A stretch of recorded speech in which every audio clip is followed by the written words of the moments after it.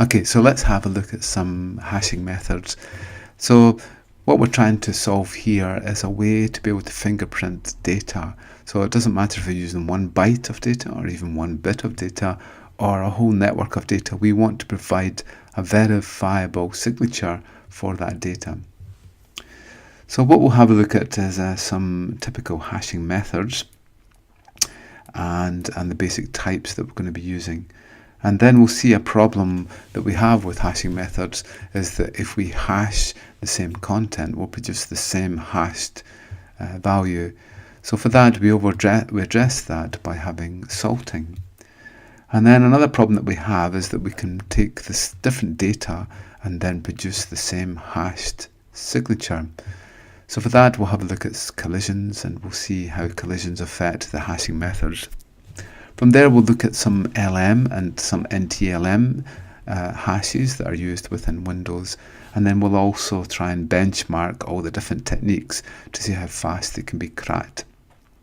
From there, we'll look at some message authentication codes and how we can sign our hash values, and then finally we'll look at some one-time passwords. Okay, so let's look at some hashing types. So hashing addresses the problem of us trying to get a fingerprint for our data. So in this case, we have some data, and our hashing method produces a thumbprint for our data. It doesn't matter if it's 1 byte or trillions of bytes, it will produce as a signature for that data, so that if any of the data is actually changed, we can actually hopefully determine that it has been changed. So there are many methods around, and one method, a popular method, was produced by Ron Rivest, and he produced the MD5 hashing signature method. With MD5, we have a 128-bit signature, which will give us 2 to the power of 128 different hashed values. And we can take any size of data, it will produce the same size of hash signature. That can be in base 64 or it can be in hexadecimal. The number of characters that we use are obviously 128 divided by 4 or 32. 32 characters in there. And we can see here we change one character, it will produce a different hash signature. So let's have a look at some examples here. Okay, so if we hash hello, let's see what we get. Okay, so there's our hashed value. Every single time we hash, we'll get the same resultant hash signature. Okay, so unfortunately, this method produces collisions. So we can produce the same hash signature for different content, and that's quite worrying. So a bigger signature is the SHA-1 method, which has 260-bit signature, and with this we can have 2 to the power of 160. So it's double as we go from 128 up to 160. So there's a lot more signatures in here. But it's been found by Google that it's possible within about a year to take something like a PDF document, modify its content, and then produce the same SHA-1 signature. So SHA-1 isn't probably at risk just now, but it could be at risk as computation power increases. So the industry has been asked to move away from SHA-1, and some systems won't even accept SHA-1 on a digital certificate. So now we've increased the number of hex characters that we've got to reflect the bigger signature. Okay. So the whole thing about hashing methods is that we can change one character within, say, a message, and we should produce a completely different hashed value for it. So in this case, we're changing an O to an A, and we can see here the message has been changed. So the hashed method can't tell us what's changed, but it can tell us that something has changed. So we'd often use it for verification. We can use some tools such as OpenSSL. So in OpenSSL we can take a message and we can work out what the hash value is. We can also use MD5 sum to do that too. So you can see here there's the MD5 signature. We can also do it with a file if we have a file to produce our hashed value. We've got to watch that there isn't any other characters in the file that could change the hash value. And within OpenSSL there are many different, or there's several different hashing methods that we can support. Often what we do is we use the hashing method to fingerprint files to see if they've actually been changed and to verify that they are the correct versions. So in this case we've created MD5 signatures here. We can also do it for a base64. And then the operating system itself can actually check the integrity of each of these files. We also see it within things like a digital certificate to make sure that a digital certificate hasn't been changed and that it is a verifiable certificate. So in this case, there's the thumbprint there, and there's the method, which is SHA-1. So the system would check the thumbprint that it would get in this case for SHA-1, and make sure that it verifies it against the thumbprint, which is defined actually on the certificate. If they match, it knows that it's a valid certificate. We'll also see it in things like a Windows password system, where the password will be hashed to a certain value. In this case with NT, it uses the MD4, not MD5, but MD4 hashing method to produce that. We also see it inside things like Cisco configuration files. So in this case, the method 5 here is MD5. As we'll find out, then a 1 between the dollars here identifies MD5. And then we get the hashed password here. So we've got to watch that somebody doesn't get our config file for our routers, because they could actually crack the administrator password for it. So the problem with hashed values is that it should be possible to go back the way mathematically, but they are cracked by either dictionary attacks, where someone will search through all the common passwords and then produce produced hash values for them and then compare, or they can produce a rainbow table, which is a pre-computed list of hash values.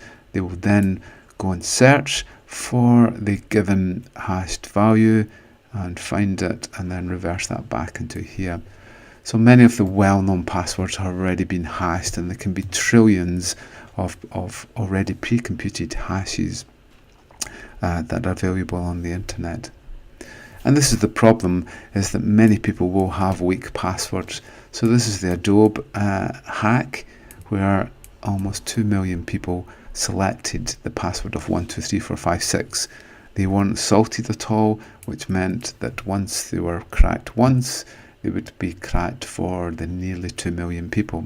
We can see the usual contenders for common passwords in there, like password, QWERTY, all ones, and so on. And the problem that we have here too is that we can have a jump off if somebody uses the same password for each of the systems that they access. Then somebody could find out a hacked password for one of the accounts and then jump off into other accounts. So let's take an example, because what we've got is a range of passwords, and then we need to find out the number of hash codes that are actually possible and how long it will take us to crack them. So for 7 digits, we can have, for A to Z, that's lowercase, we can have 26 for the first character, then 26 for the second one, and so on, or 26 to the power of 7 gives us the total number of passwords. And then if we crack for 100 billion per second, then it's 100 billion is times 10 to the 9 will give us the amount of time to crack every single password. So let's see if we can work that out. So let's bring back our calculation here, and we'll just see how long it's going to take us. So we have 7 characters and 26 characters for each one. So 26 to the power of 7. So quite a lot of passwords. That's 8 billion passwords that we've got there. Now we'll take 100 and times 10 to the 9 for a billion. And how long do you think it'll take to crack all the passwords? It's less than a second. It's less than a tenth of a second, 0.08 seconds to crack every single password there. So now we'll see if we can improve on this. So we've now got 52. If we take A to Z and big A to Z for our characters, so it's 52 to the power of 7. So we have a lot more passwords now. So it's looking a bit more secure, but let's see how long it's going to take us to crack them.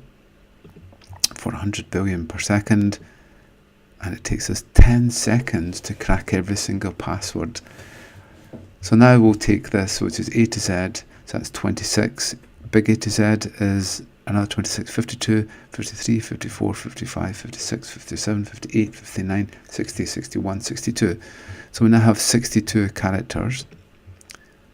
We'll raise that to the power of 7 for the characters that we have. We've got a lot of passwords now, but let's see how long it's going to take us to crack them.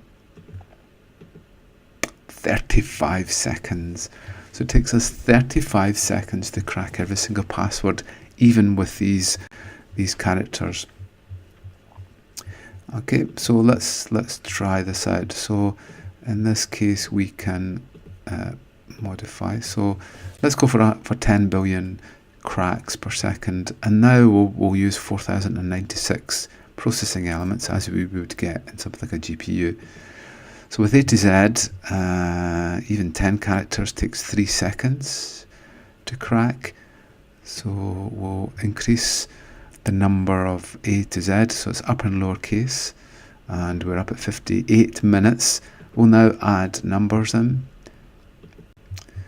and now we crack all the passwords in less than 6 hours for 10 characters, and then we'll add in these characters, and it takes just over a day to crack every single password if it has A to Z, upper and lower case characters, and these extra characters. So you can see here, this is the weakness that we have inside our passwords and our hashed codes, in that it can often be easy to be able to crack all the passwords if we use a password cracking system. So let's look at some other methods that we have. We have LM hashes for Windows.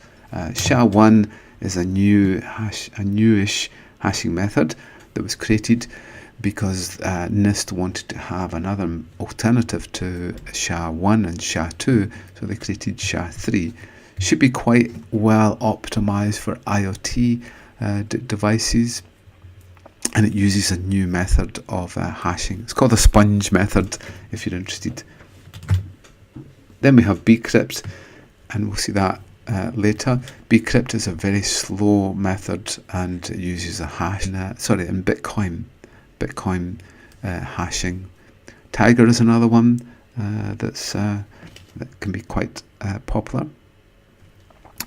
Two fast non-crypto methods that can be done on limited processing machines are Murmur and FMV. They are very fast hashing methods. So one application, and it's used in Wi-Fi. It's also used in many systems for encrypting disks. So what we do is that we use the hashing method to produce our encryption key for us. So in this case, we'll take a password and a salt. We feed it through PBKDF2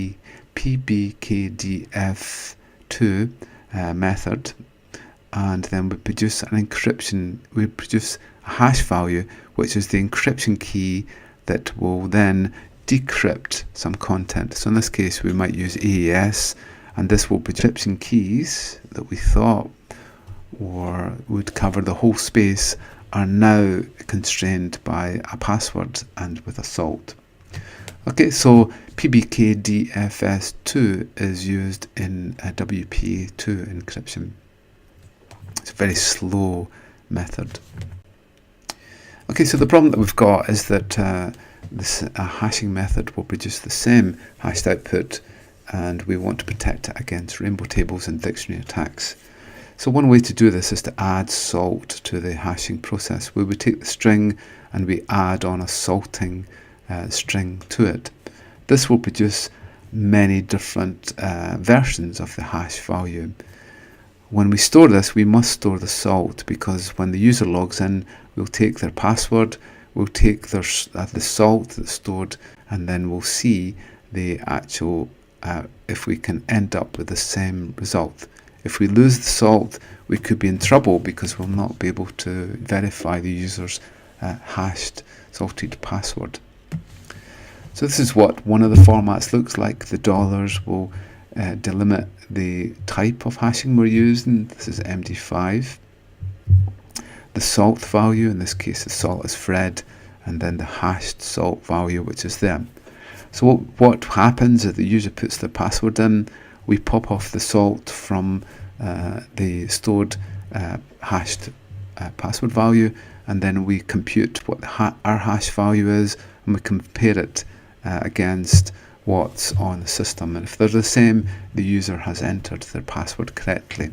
So here we're checking for MD5, we're adding a salt of Fred, and with a password of password, and it produces that hash, which is the same as that one. So the user has successfully provided their password. Okay, so this is an example with OpenSSL here. We're adding a salt, which appears in the etc. shadow file. There's the salt there between the dollar signs, and there's the hash value, up to here, around here. And we can see there that the result of our OpenSSL is to get the same hashed value as what was in the file.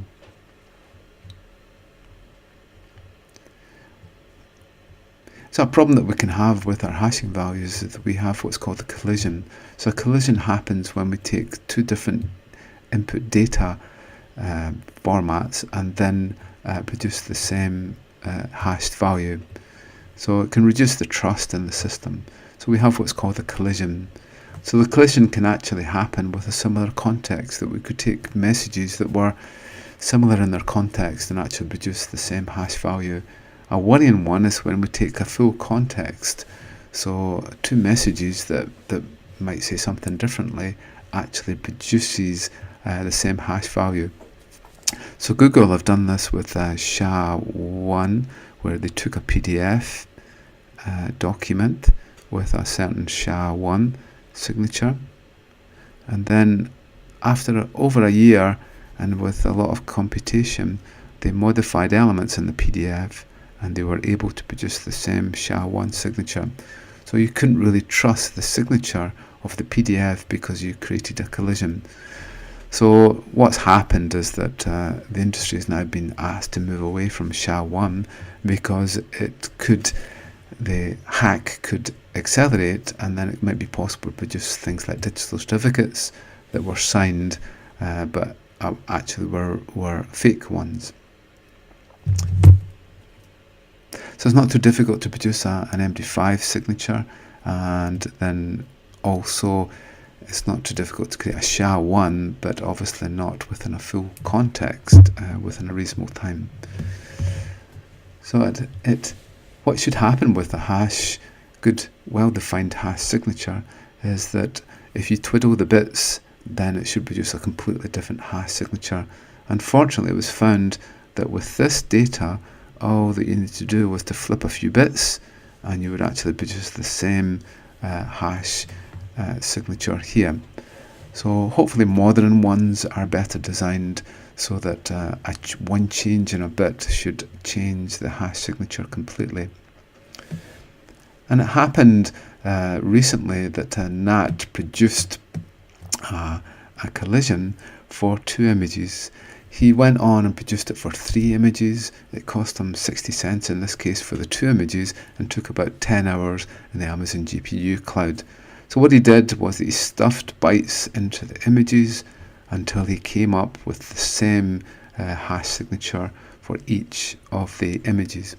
And it's to do with the birthday attack, in that for a group of 70 students in a class, there's a 99.9% chance that 2 people will share the same birthday. So with this way we can actually put in random values, and because of the birthday attack, it's not too difficult to eventually find out a hash signature which will work. So let's look at the Windows hashing methods. So a Windows machine has a unique SID, or security identifier, which will define its domain and also its unique identifier, and then each user is identified with a value at the end. 500 is the admin account, 1000 is the first user. The passwords themselves are stored in a hive inside the registry, so they're inside each key local machine, and there is the SAM there. That's got the password of databases.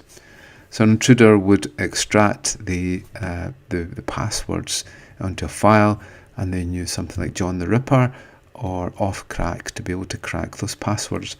If it's the domain controller, it's obviously the domain controller which will have these passwords stored in it, and the passwords won't be stored on the local machines. So these files are actually stored here inside Windows System 32 config. And obviously when the machine is running, those are protected, but if you boot into single user mode or take the disk out, then it's possible to take a copy of these files.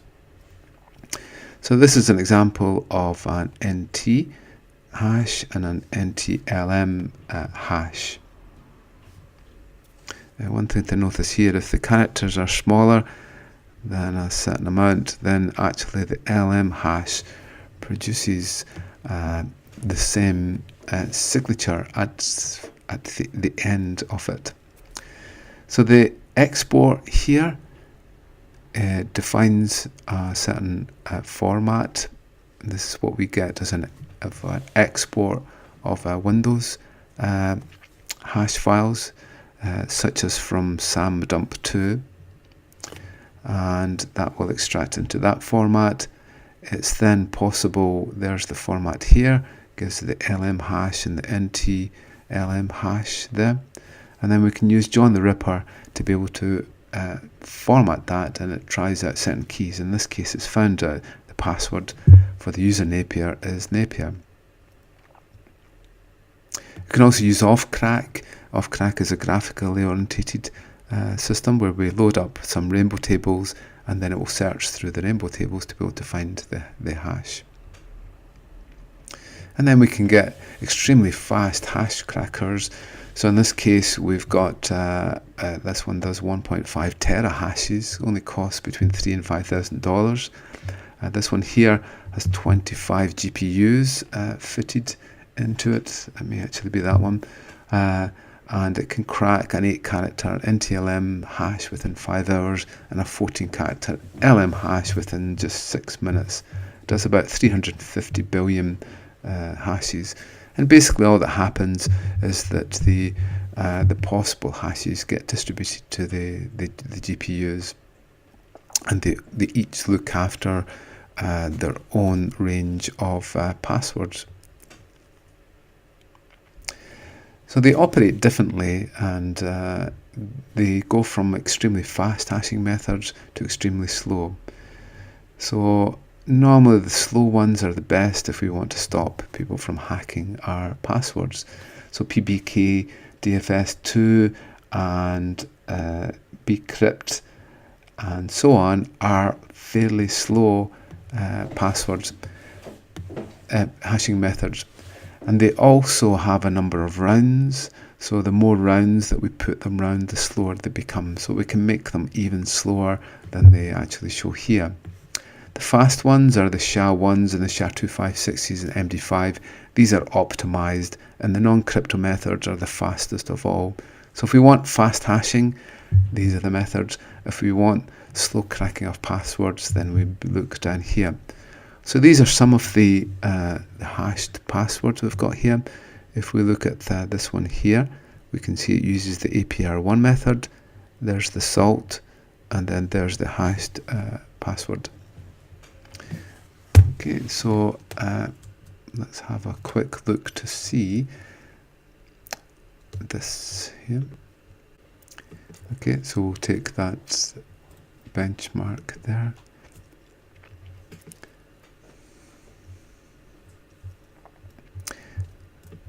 Okay, so let's go and we'll just hash that. So we'll only use 5 rounds of bcrypt and 5 rounds of PBK DFS2. Obviously, if we use more, it could take hours to hash them. So you can see there that SHA-1 is one of the fastest, and so on. So the code we've used is this one here, and in places we've only went for 5 rounds, and this is the Python code to actually produce these things. We've used salt for some of these too, so obviously the salt would make it more difficult to crack.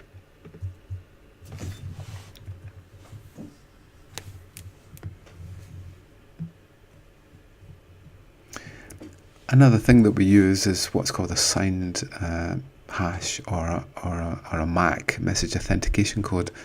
So in this case, we would generate a shared key. So it might be at the start of the session, we do some key exchange and we end up with a secret key.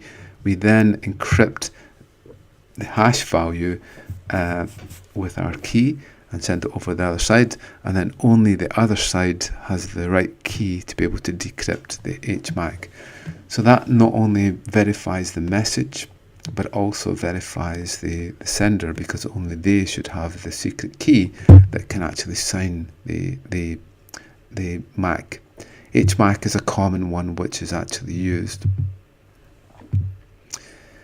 And finally, passwords really aren't a very good way to verify users, and we should look to better methods which are more controllable, and typically they focus on multi-factor authentication. So with one-time passwords, we produce a password for a certain amount of time or based on a counter. So each time that we log in, we might only have a certain time limit that a one-time password is there for, or every single time we have a different hash password that we have to provide. So let's have a look at that.